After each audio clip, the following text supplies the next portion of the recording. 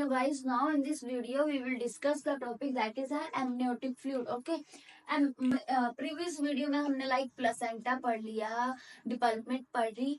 अब हम धीरे धीरे जो है नेक्स्ट जो है वो बढ़ते जा रहे हैं और एंड में हम जो है इसका मतलब पोस्टम तक जो है सब पढ़ेंगे. ठीक है.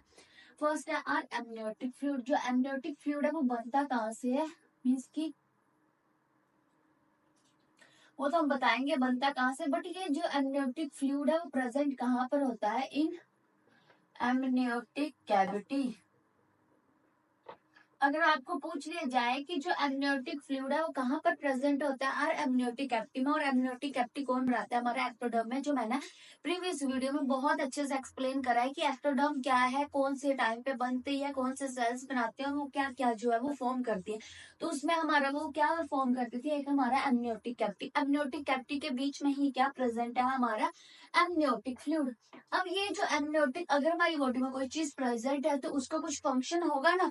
तो डिलीवरी में अगर एमनियोटिक कैविटी में फ्लूइड प्रेजेंट है तो उसका क्या काम है, फर्स्ट ऑफ ऑल प्रोटेक्ट करता है फीटस को. कैसे, क्योंकि शॉक एब्जॉर्बेंट होता है. लाइक कि अगर हम ऐसे बोले कि मदर थोड़ा सा भी लाइक मूवमेंट होती है या ज्यादा जो है वो लाइक कि उसको शॉक लगता है, तो उस कंडीशन में जो हमारा एमनियोटिक फ्लूइड है वो उसको एक बैरियर बना के फीटस को प्रिवेंट करता है कि फीटस तक वो चीज ना जाए. सेकेंड वन इज ये क्या करता है, टेम्परेचर मेंटेन करता है. जो टेम्परेचर है वो मेंटेन कैसे होता है, तो एक तो हमारा बर्निंग कैसे होता है, जो व्हाइटिश कवरिंग होती है आउटर द फीटस. ओके. और सेकंड वन इज आर जो पोस्चर है, फ्लेक्स्ड पोस्चर के कारण जो है टेम्परेचर मेंटेन होता है. थर्ड वन इज आर कौन मेंटेन करता है, एमनियोटिक फ्लूइड जो है टेम्परेचर मेंटेन करता है. ये हमेशा याद रखना कि जो एमनियोटिक फ्लूइड है वो न्यूट्रिशन नहीं देता है. न्यूट्रिशन मैंने पढ़ाया था, न्यूट्रिशन हो गया, ब्लड सप्लाई होगी, ऑक्सीजन सप्लाई होगी, तो वो कौन हेल्प करता है, प्लेसेंटा. ओके, प्लेसेंटा का काम है न्यूट्रिशन प्रोवाइड करना. कंफ्यूज नहीं होना, एमनियोटिक फ्लूइड का काम क्या है, और न्यूट्रिशन प्रोवाइड करना, ऑक्सीजन प्रोवाइड करना वो नहीं है. वो एक टाइप का सिर्फ हमारे फीटस को प्रोटेक्ट करता है और टेम्परेचर मेंटेन करके रखता है. ओके, ये क्या है हमारा एमनियोटिक फ्लूइड के बारे में. अब हम पढ़ लेते हैं इसके सोर्सेस. मींस कि जो एमनियोटिक फ्लूइड है वो आता कहाँ से, मींस कि कहाँ से बनता है, हमें पता भी तो होना चाहिए. अगर हम बात करें इसमें जो है सोर्सेस मेनली टू सोर्स रहते हैं, एक मदर एक फीटस. ठीक है. तो हम बात करें फिर 12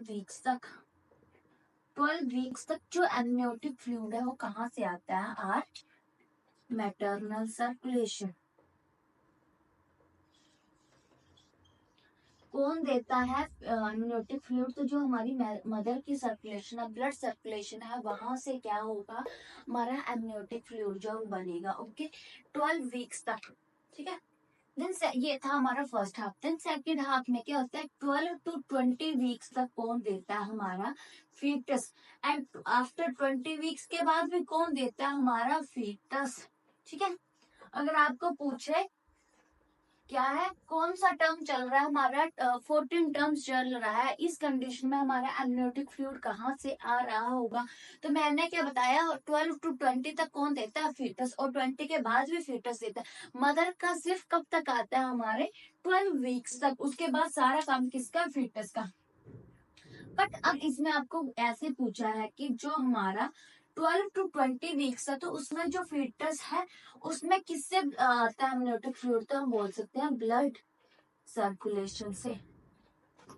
समझ आया ये वाला, कि हमें ये पूछा गया है कि जो हमारा 12 to 20 वीक्स है उसमें एमनियोटिक फ्लूइड कहाँ से आ रहा है, हमारा ब्लड सॉरी फीटस से. बट फीटस में भी किस चीज से आ रहा है, that is are blood circulation से.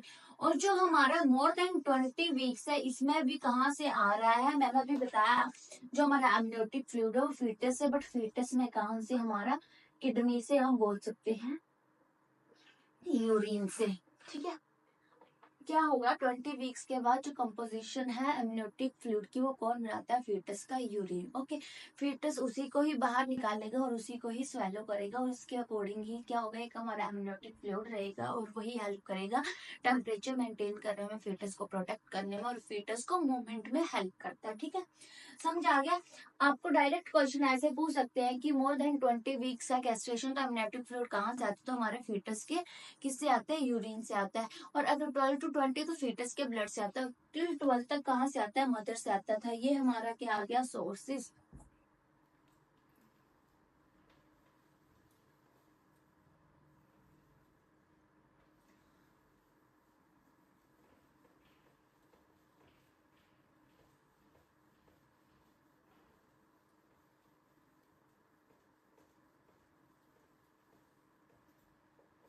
ना मैंने क्या पढ़ा है कि कितने से कितने फीटस पढ़ाता है, क्या देता है कंट्रीब्यूशन, कितने से कितने मदर। तो सबसे ज्यादा कंट्रीब्यूशन किसकी रहेगी, फीटस की। तो आपको ऐसे पूछ सकते हैं एमनियोटिक फ्लूइड में मोस्ट कॉमन कंट्रीब्यूशन किसकी होगी, तो आर फीटस। ओके, समझ आ गया?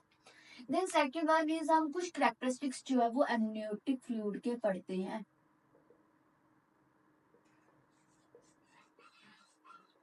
क्या है, जो एमनियोटिक फ्लूइड है उसका पीएच कितना होता है, नॉर्मल हम 7 to 7.5, और अगर एवरेज पूछा जाए तो 7.2 जो है वो हम कंसीडर करते हैं। ठीक है, कितना कंसीडर करते हैं, 7.2। नॉर्मली 7 से 7.5 रहता है और एवरेज कितना, 7.2।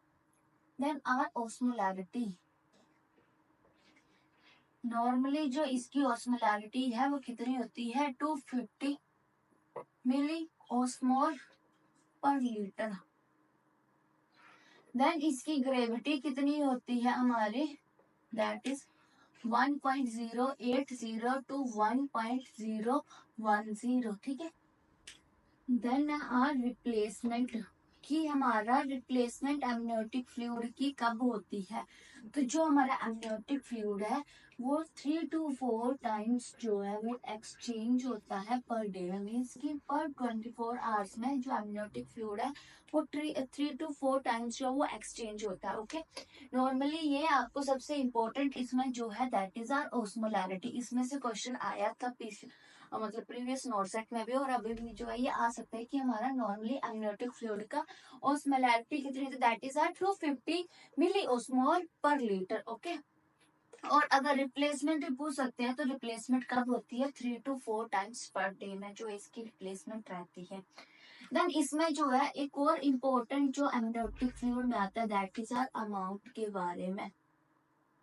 अगर तो 12 वीक्स है तो हमारा कितना अमाउंट होता है एमनियोटिक कैविटी का, that is are 50 ml। 20 weeks में हो जाता है हमारा that is are 400 ml। Then 36 to 38 weeks में रहता है हमारा 1 लीटर। देन आता है हमारा 40 वीक्स। 40 वीक्स में जो अमाउंट रहता है that is are 800 ml। And जो 42 वीक्स है उसमें रहता है हमारा 400 ml। तो आपको नॉर्मली क्वेश्चन ऐसे पूछ सकते हैं कि जो पोस्ट टर्म डिलीवरी है उसमें कितना अमाउंट ऑफ एमनियोटिक फ्लूइड रहता है, वो तो डायरेक्ट क्वेश्चन 400 ml। बट अगर आपको ऐसे पूछ सकते हैं कि जो पोस्ट टर्म डिलीवरी है उसमें एमनियोटिक फ्लूइड कौन से ट्राइमेस्टर के इक्वल रहते हैं, दैट इज आर 20 वीक्स जो गेस्टेशन है उसके इक्वल रहता है। ठीक है, अब आपको पूछा गया है कि मोस्ट कॉमन या सबसे मैक्सिमम जो है वो हमारा एमनियोटिक फ्लूइड कब रहता है। तो इसमें ऑप्शन है आर 34, 35, 36। नॉर्मली हम कंसीडर करते हैं 36 to 38 में 1 लीटर हो जाता है। बट अगर आपको ऑप्शन में 34 दिया है, 35 दिया है, तो आपका मोस्ट या जो फर्स्ट आंसर होगा दैट इज आर 34। 34 में बढ़ना स्टार्ट हो जाता है, तो मैक्सिमम जो एमनियोटिक फ्लूइड का अमाउंट रहता है दैट इज 34 में। देन 35, देन 36, देन 37 और 38 तक जो है मैक्सिमम रहता है। अगर 34 ऑप्शन में नहीं है देन ऑप्शन क्या होगा हमारा 35। ओके, 35 नहीं है then option is are 36। Okay, इतना समझ आ गया, that is about the amount of amniotic fluid. अब हम कलर के बारे में बात करते हैं कि हमारा कौन सा कलर जो है नॉर्मल होता है, कौन सा जो है कलर एबनॉर्मल होता है। ओके,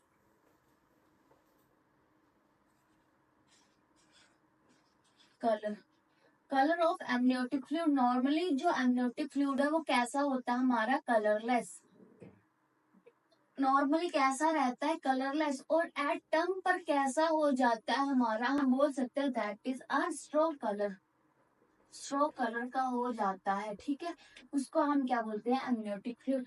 अब अगर इन केस अगर आपका जो कलर है एमनियोटिक फ्लूइड का वो कैसा है, ग्रीनिश, डिलीवरी के टाइम पर क्या हुआ, एमनियोटिक फ्लूइड जो है ग्रीन कलर का आ रहा है, दैट मीन्स क्या है कि मिकोनियम पास्ट, या मिकोनियम पास्ट एस्पिरेशन हम बोल सकते हैं कि हो गया है। अगर एमनियोटिक फ्लूइड कैसा आ रहा है, ग्रीनिश कलर का आ रहा है, वो किसको इंडिकेट करेगा कि मिकोनियम पास कर दिया।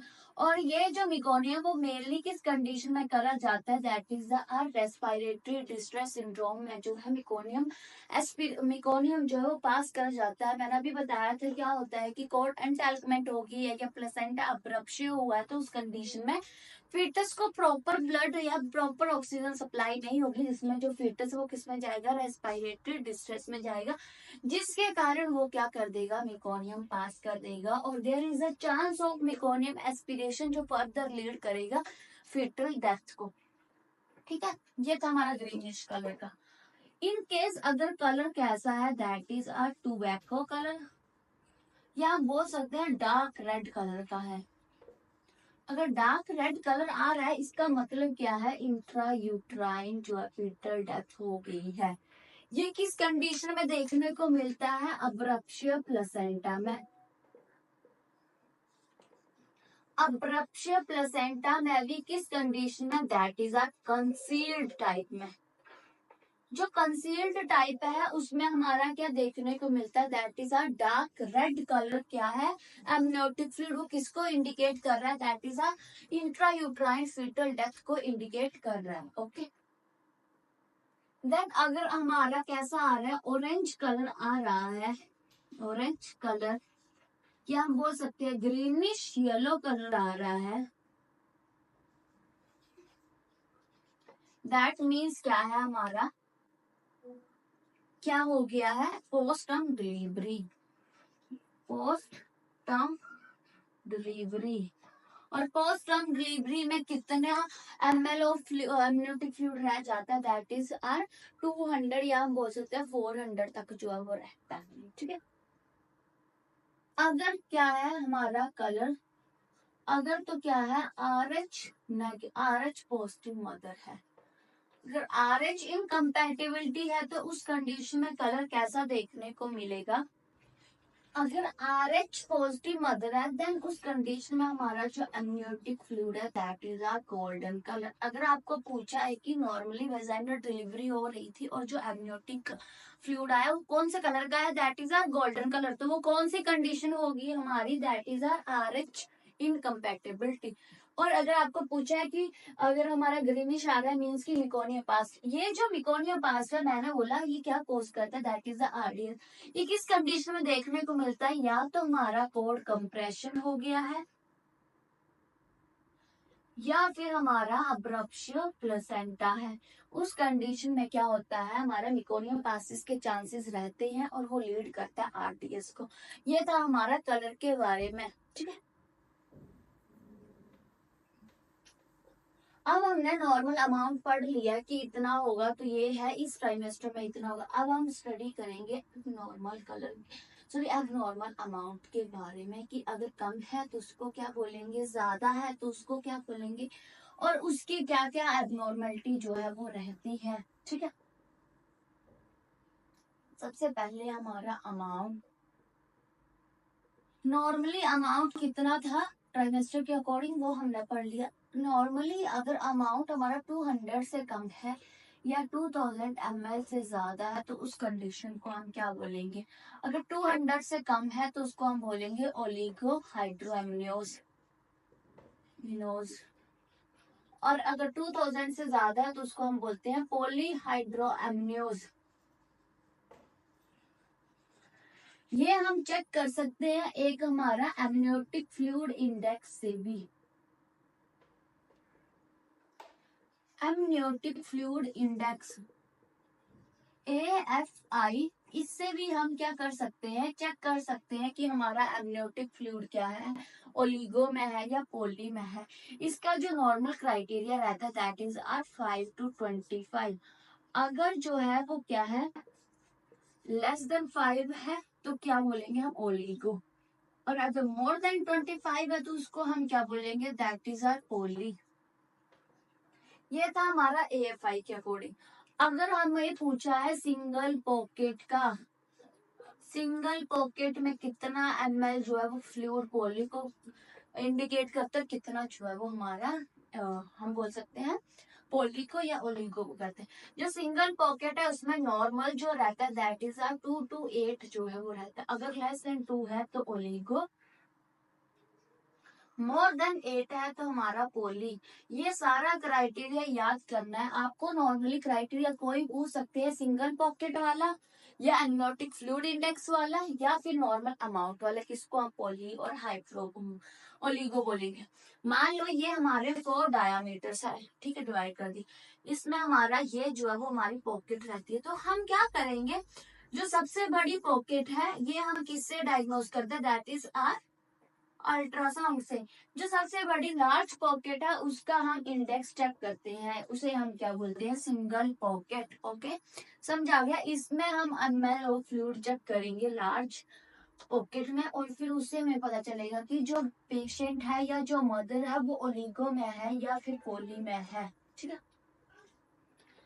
अब नॉर्मली क्या है, ओलिगो और पोली का हमें नॉर्मल कॉज नहीं पता है कि क्यों होता है ऐसा, ठीक है, ये नॉर्मल फिनोमिना है, तो there is a unknown cause या इडियोपैथिक कॉज जो है वो इसका है। ओलिगो होता क्यों है, अगर इन केस बेबी में क्या प्रेजेंट है, दैट इज आर सॉरी, हाँ, ओलिगो किस कंडीशन में होता है, इन केस अगर बेबी में क्या प्रेजेंट है, रीनल एजेनेसिस। मीन्स क्या है कि जो बेबी है उसमें क्या है, किडनी फॉर्म ही नहीं हुई है, तो वो क्या करेगी, जो अमनियोटिक फ्लूइड था उसको तो वो स्वेलो करेगी, क्योंकि उसका इसोफेगस, उसका जो जीआई है वो नॉर्मल है, वो उसको स्वेलो करेगी, बट उसको वो जो है आउटर इन्वायरमेंट में नहीं निकाल पाएगी, मीन्स की यूट्रस में नहीं वापस जो अब रिवर्ट बैक कर पाएगी, जिसके कारण क्या देखने को मिलेगा, दैट इज आर ओलिगो हाइड्रोएमनियोस। समझाया। रीनल एजेंसिस में क्या है, किडनी होगी नहीं, और मैंने बोला था कि जो मोस्ट कॉन्ट्रीब्यूटर वो कौन रहता है, फीटस। अब फीटस में भी एमनियोटिक फ्लूइड हमारा कहाँ से बनता है, दैट इज आर यूरिन से। अगर किडनी नॉर्मल वर्क नहीं कर रही है, किडनी बनी नहीं है, तो यूरिन नहीं होगा फीटस का, और हमारा एमनियोटिक फ्लूइड क्या है, लो लेवल में जाएगा, ठीक है। मोस्ट कॉमन क्या है, ये हमारा क्राइटेरिया है, ये याद रखना, ओलिगो हाइड्रोएमनियोस किस कंडीशन में देखने को मिलता है, that is are renal agenesis में। ओके, अब इसमें जो है क्या क्या देखने को, या फिर अदर हम बोल सकते हैं इसके अलावा हम क्या है, रीनल एजेंसीज है, या अगर हम बोल सकते हैं प्री टर्म डिलीवरी होगी है, तो हमें पता है उसमें भी क्या रहेगा, हमारा एमनियोटिक फ्लूइड कम रहेगा। मैंने जो आपको अभी अमाउंट बताया अकॉर्डिंग टू आर ट्राइमेस्टर। अगर पोस्ट टर्म डिलीवरी है तब भी हमारा क्या रहेगा, जो हमारा एमनियोटिक फ्लूइड है वो कम रहेगा, ठीक है।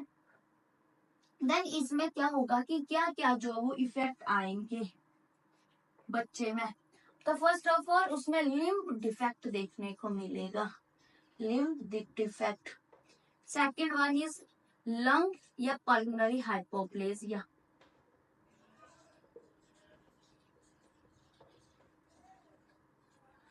देखो एमनियोटिक फ्लूइड कम है तो बेबी मूव नहीं कर पाएगा, उसकी जो लेग्स है वो मूव नहीं कर पाएंगे, जिसके कारण क्या होगा, लिम्ब डिफॉर्मिटी देखने को मिलेगा। और एमनियोटिक फ्लूइड जो है क्या करेगा कि मान लो अगर इनफ नहीं है तो बेबी को क्या है, मतलब कि एस्पिरेशन के चांसेस रहेंगे, या फिर वो नॉर्मल ऑक्सीजन नहीं ले पाएगा, जो किसको लीड करेगा, that is are pulmonary hypoplasia.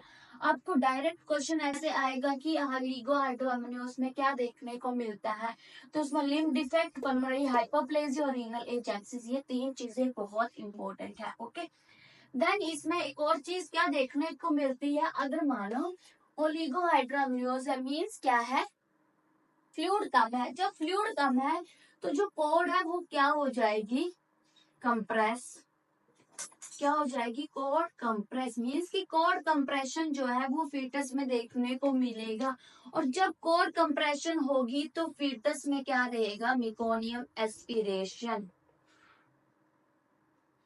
Meconium aspiration क्यों रहेगा, जब कोड कंप्रेस होगी तो क्या होगा कि ऑक्सीजन जो है इनफ, ऑक्सीजन सप्लाई जो है वो इनफ नहीं होगी, और जिसके कारण बेबी किस में जाएगा, रेस्पिरेटरी डिस्ट्रेस में, जिसके कारण वो क्या करेगा, मिकोनियम क्या करेगा, पास करेगा। ठीक है, क्या करेगा, मिकोनियम पास कर देगा। और इस कंडीशन में हम कौन सी पोजीशन देते हैं, most important question, which position we will given during the core compression, that is our that is our left lateral position। Left lateral position में क्या होगा कि ज्यादा ब्लड सप्लाई जाएगी स्पाइरल आर्ट्रियोल में और वहां से फीटस में ज्यादा सप्लाई जाएगी ऑक्सीजन की, ब्लड की, और कोर कंप्रेशन नहीं होगा, जिसके कारण मिकोनियम पास नहीं होगा, बेबी किस में नहीं जाएगा, आरडीएस में नहीं जाएगा। ओके, ये है मोस्ट इम्पोर्टेंट, आपको इसमें डायरेक्ट ये क्वेश्चन आएगा, याद रखना ये चीज। क्या हुआ, ओलिगोहाइड्रो एमनियोस हमने किसको बोला, जिसमें एमनियोटिक फ्लूइड कितना है, लेस देन 200 है। ओके, उसको हमने क्या बोला, ओलिगोहाइड्रो। मोस्ट कॉमन किसके कारण देखने को मिलता है, that is are renal agenesis के कारण। ये चीज याद रखना, जब बेबी में रीनल एजेनेसिस हो जाता है उस कंडीशन में क्या देखने को मिलता है, दैट इज आर ओलिगोहाइड्रो एमनियोस। और सेकंड अदर कोज क्या क्या है, तो प्री टर्म डिलीवरी है या पोस्ट टर्म डिलीवरी। इसका इफेक्ट क्या होगा, अगर ओलिगोहाइड्रोएमनियोस है तो बेबी में लिम्फ डिफेक्ट देखने को मिलेगा, प्लस पल्मोनरी हाइपोप्लेसिया देखने को मिलेगा। और सेकंड, इसमें मोस्ट इंपॉर्टेंट क्या देखने को मिलेगा, there is a cord compression, क्योंकि क्या होगा, जब एमनियोटिक फ्लूइड क्या काम कर रहा था, कुशन का काम कर रहा था, प्रोटेक्ट कर रहा था, अब वही नहीं है तो इसके कारण क्या होगा, कंप्रेशन आएगी, और जो कंप्रेशन पड़ेगी तो क्या होगा, कोर कंप्रेस होगी तो फीटल ब्लड सप्लाई फीटस को कम जाएगी। जब फीटस ब्लड सप्लाई वगैरह सब कम जाएगा फीटस को, तो उसके कारण फीटस किस में जाएगा, रेस्पिरेटरी डिस्ट्रेस में, और जिसके कारण वो क्या करेगा, मिकोनियम पास कर देगा।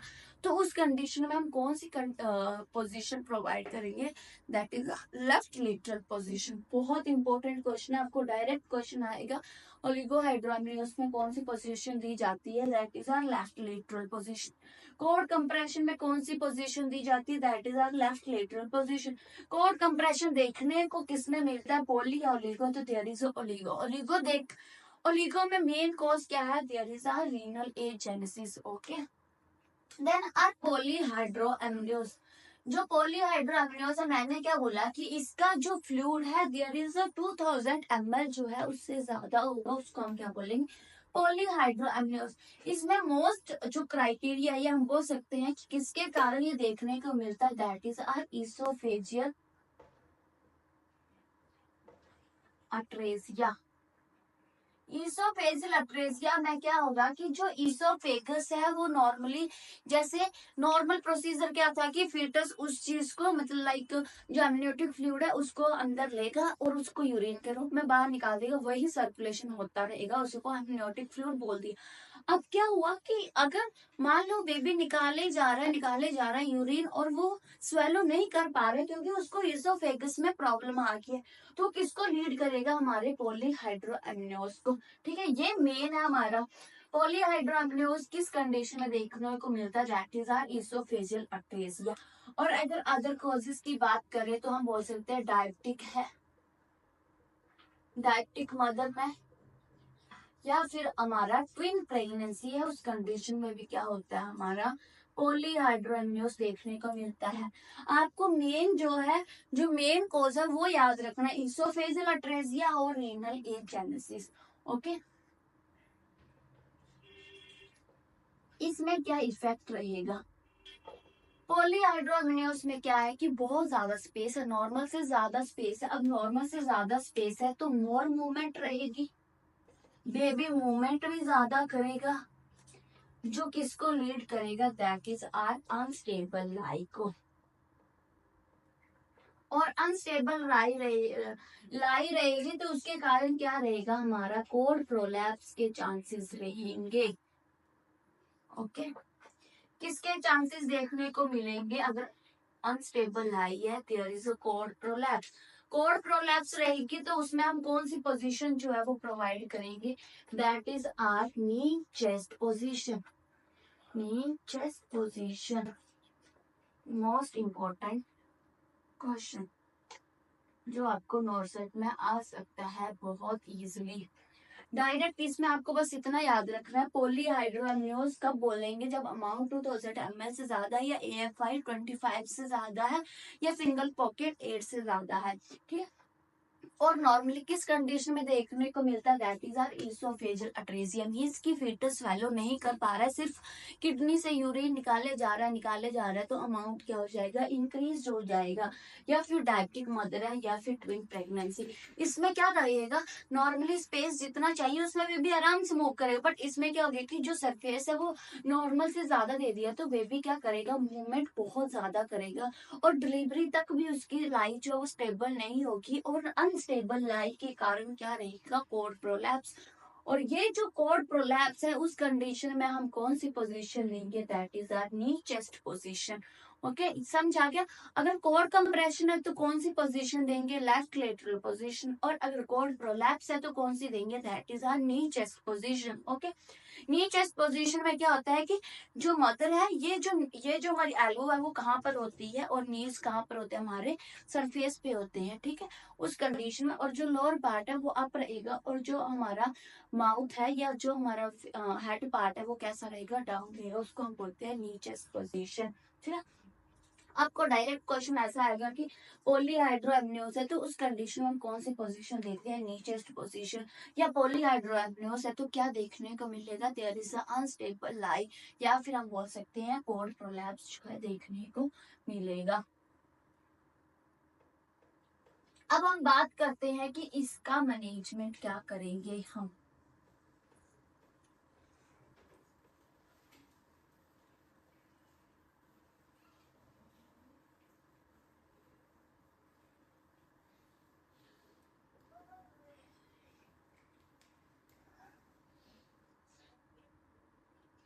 अगर तो ओलिगो है तो इसमें हम क्या करेंगे, there is amnioinfusion, means क्या करेंगे, या तो नॉर्मल सलाइन हो गया हमारा, या फिर आइसोटोनिक सॉल्यूशन, वो क्या करेंगे, मदर की बॉडी में इन्फ्यूज करेंगे, क्या करेंगे, इन्फ्यूज करेंगे।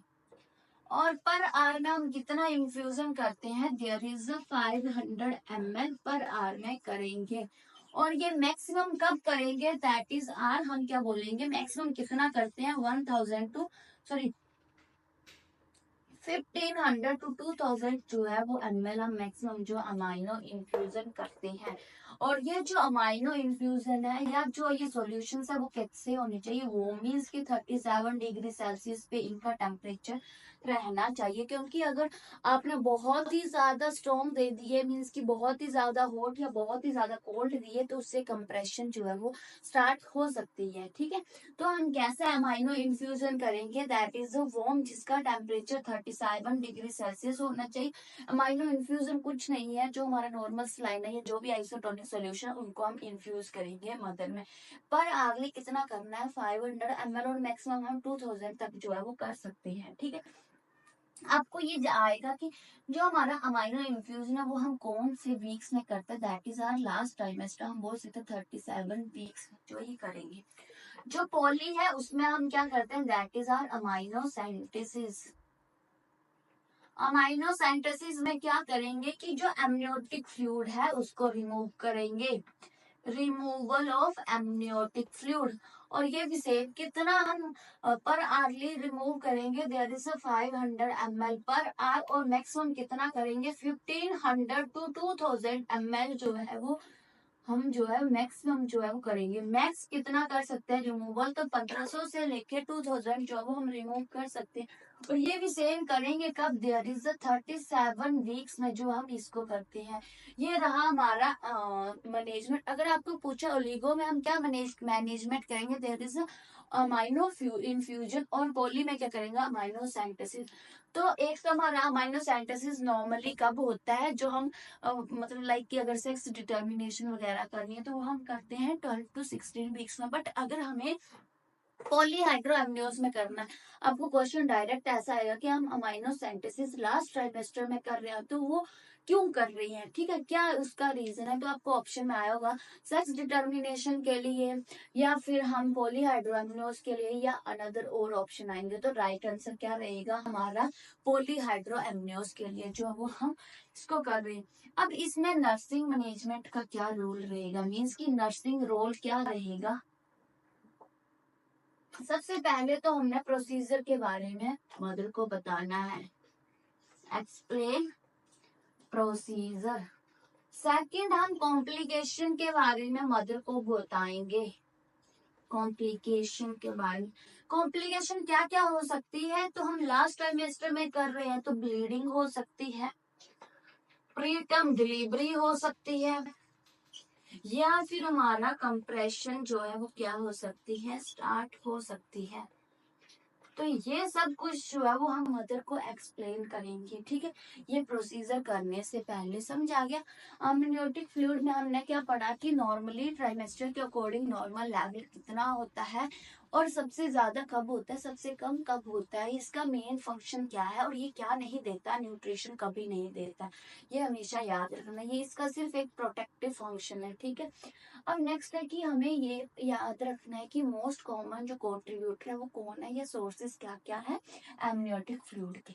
देन हमने पढ़ा इसके कलर के बारे में कि इन केस अगर गोल्डन कलर है तो क्या रहेगा, ग्रीनिश है तो क्या रहेगा, ठीक है। देन हमने पढ़ा इसका अमाउंट अगर नॉर्मल के अलावा एबनॉर्मल है तो उस कंडीशन में क्या क्या रहेगा।